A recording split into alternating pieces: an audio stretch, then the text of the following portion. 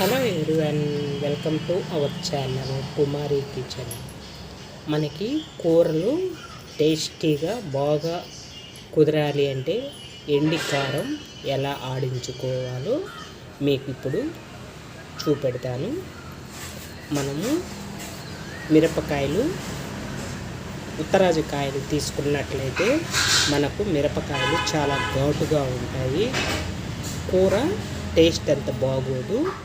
మనము దేశీ మిరపకాయలు తీసుకున్నట్లయితే మనకి కూర చాలా టేస్టీగా ఉంటుంది. ఈ కారాన్ని ఎలా ఆడించుకోవాలో చూపెడతాను. ముందుగా ఈ మిరపకాయల్ని ఇలా బాగా గలగలలాడేలాగా బాగా ఎండించుకోవాలి. ఈ మిరపకాయల్ని ముందు మనము అంగట్లో నుంచి తెచ్చినప్పుడే ఇలా మిరపకాయల్ని తొడియాలను తీసుకోవాలి. ఎండబెట్టి మిరపకాయలు తొడియాలు తీసినట్లయితే మనకి ముక్కుల్లో తుమ్ములు వస్తుంటాయి, దగ్గు వస్తుంటుంది.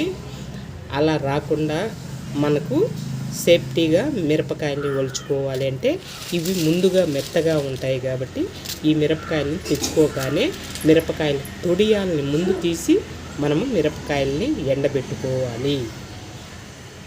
మనము వీటిని మిరప్పొడిని అంత స్టాప్గా ఆడించుకోవాల్సిన అవసరం లేదండి. ఇప్పుడు ఈ కిలో మిరపకాయలు కాబట్టి ఈ కిలో మిరపకాయలని మనము మిరప్పొడి ఆడించుకున్నట్లయితే మనకి ఈ కిలో మిరపకాయలు మనకు 2 నెలలు వస్తుంది కాబట్టి మనం ఎక్కడ స్టాప్ చేసుకోవాల్సిన అవసరం లేదు. మనము బయటే పెట్టేసినా కూడా మిరప్పొడి తాజాగా ఉంటుంది, కలర్ మారదు, మనకి బాగుంటుంది. ఇప్పుడు ఈ మిరపకాయల్ని మనము ఒక రోజంతా ఎండబెట్టుకొని మనకి మెత్తగా ఎండేయో లేదో చూసుకుంటే మనకి ఇలా మెత్తగా ఉంటాయి కాబట్టి మనం ఇట్లా తుంచినప్పుడు పళ్ళమనాలండి. ఇవి చూడండి, ఇప్పుడు ఇలా మెత్తగా ఉన్నాయి కాబట్టి మనం ఇంచినప్పుడు గలగల అనాలి.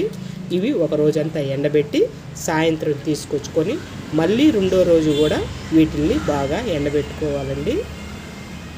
ఇప్పుడు వీటి విధానాన్ని తెలుసుకుందాము. ముందుగా గ్యాస్ ఆన్ చేసుకొని ఒక బాండీ పెట్టుకుందామండి.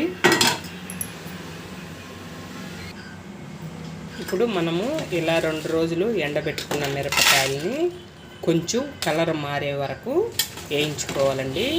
కూర చాలా అంటే చాలా టేస్టీగా ఉంటుంది. మిరపకాయలని ఇలా వేయించుకోండి.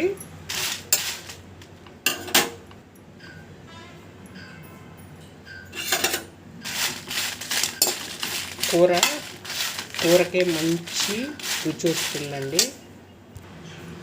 ఇలా వేగిన తర్వాత బాండట్లో పోసుకుందాము. ఇలా మిరపకాయల్ని కొంచెం సెగొచ్చే వరకు అలా వేయించండి. చూడండి, ఇలా కొంచెం కాయ ఇలా కలర్ మారే వరకు ఇలా వేయించుకోండి. కూరకి మిరప్పొడి కారం చాలా బాగుంటుంది.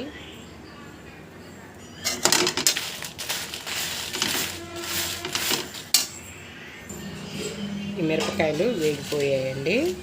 ఇప్పుడు వీటిని తీసి పక్కన పెట్టుకుందాము.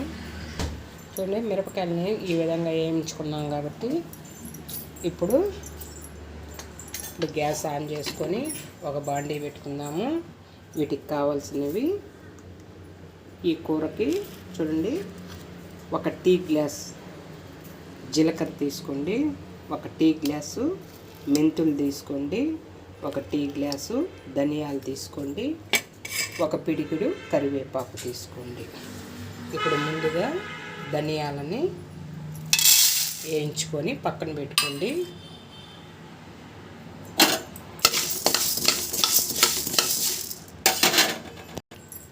చూడండి, ఇలా ఈ విధంగా కలర్ వచ్చే వరకు ధనియాలని బాగా వేయించుకోండి. కూర అండి, ఈ కారపొడితో కూర వండారంటే మీరు కూర అదుర్సండి, అంత బాగుంటుంది. వీటిని వేయించినవి పక్కన ఒక ప్లేట్లో పెట్టుకుందాము. ఇప్పుడు మెంతులను కూడా వేయించుకుందాము. ఈ మెంతులు కూడా మంచి కలరు మారే వరకు వేయించండి.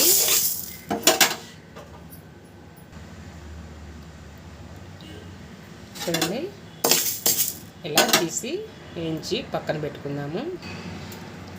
ఈ జీలకర్రను కూడా వేయించుకోండి.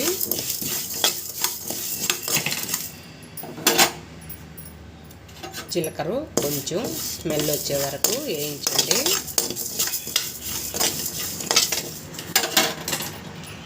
ఈ జీలకర్ర వేగిన తర్వాత పక్కన పెట్టేసుకోండి. ఈ కరివేపాకుని కూడా మంచి కలరు గలగల మనే వరకు బాగా వేగనివ్వండి. ఇప్పుడు కారపొడి చెడిపోకుండా మనకి సంవత్సరమైన నిలువ ఉంటుందండి. మనం ఉప్పు వేసినందువల్ల కలర్ మారదు. ఇందులో 1 స్పూను పసుపును కూడా యాడ్ చేసుకోండి. వేయించిన మిరపకాయల్లో వీటిలన్నీ యాడ్ చేసుకున్నాం. ధనియాలని, మెంతుల్ని కూడా యాడ్ చేసుకోండి. వేయించిన జీలకర్ర చూడండి, కరివేపాకు, ఉప్పును కూడా ఇందులో యాడ్ చేసుకోండి. ఈ ఉప్పుని కరివేపాకుని కూడా ఇలా యాడ్ చేసుకోండి. 2 స్పూన్లు పసుపును కూడా ఇందులో యాడ్ చేసుకోండి. టిఫిన్ తీసుకొని ఇందులో మిల్లి పెట్టించుకుందామండి. మిరపకాయల్ని ఆడించి పెట్టుకుందాము. చూడండి, ఇలా కారాన్ని మనం మిల్లు పట్టుకున్నట్టయితే మనకి ఈ కారపొడి ఫ్రెష్గా 2 నెలలు ఉంటుందండి. దీన్ని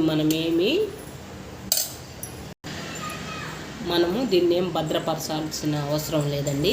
మనం ఎట్టిగా బయట పారేసినా కూడా సేఫ్టీగా చాలా బాగుంటుంది. ఇందులో కలర్ మారదు, బూజు పట్టదు, పురుగు పట్టదు. అంటే మనం ఎక్కువ రోజులు ఉంచుకోవటం లేదు కాబట్టి.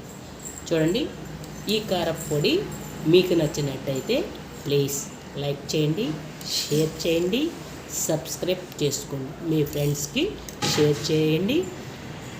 మరొక రెసిపీతో మళ్ళీ రేపు కలుసుకుందామండి.